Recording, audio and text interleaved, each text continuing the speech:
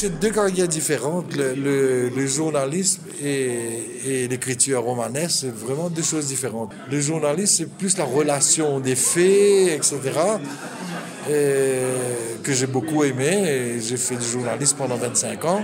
C'est une carrière qui est complètement à part de ma carrière de romancier. L'écriture romanesque est quelque chose de très particulier, qui n'a rien à voir avec le journalisme, qui est un monde à part. Bien sûr, vous ne pouvez pas faire des romans si vous n'êtes pas amoureux des mots. Mais disons que c'est un monde dans lequel je me retrouve bien. Et vous me demandiez tout à l'heure comment j'ai fait pour franchir le pas avec les documentaires, les images. Mais pour moi, c'est deux choses vraiment différentes.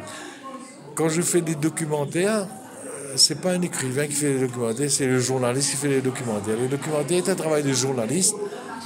Et donc, je retrouve mon métier de journaliste parce que j'étais journaliste de la presse écrite. Et à un moment, l'expression écrite, j'avais l'impression d'avoir fait le tour. Et le documentaire est pour moi une autre manière de pratiquer le journalisme, d'une manière en allant au plus profond des choses. J'ai quitté le journalisme parce que j'avais l'impression d'avoir fait le tour du métier et j'avais envie de faire quelque chose de nouveau. J'avais envie de faire quelque chose qui ressemble plus à de l'écriture. Voilà. Le journalisme, c'est pas vraiment de l'écriture, c'est une relation des faits assez stricte, etc. Et je me sentais un peu coincé dedans. J'ai écrit et publié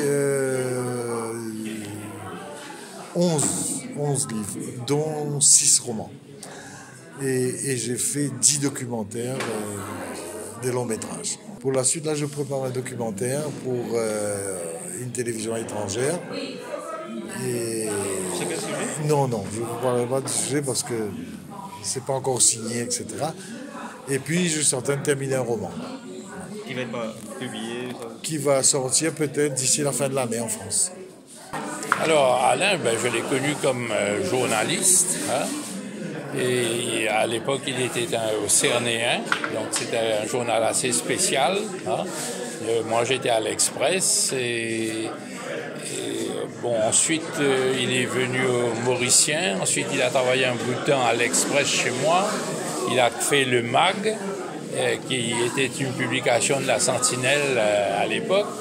Ensuite, moi, j'ai quitté l'Express. Et ensuite, il est revenu comme collaborateur, donc avec ses fameux interviews, les apartés. Et j'ai eu l'occasion de travailler avec lui parce qu'à un certain moment, il est venu se rejoindre à l'équipe de l'Express. Moi, j'étais le rédacteur en chef. Et j'ai vu qu'il avait un potentiel sortant de l'ordinaire.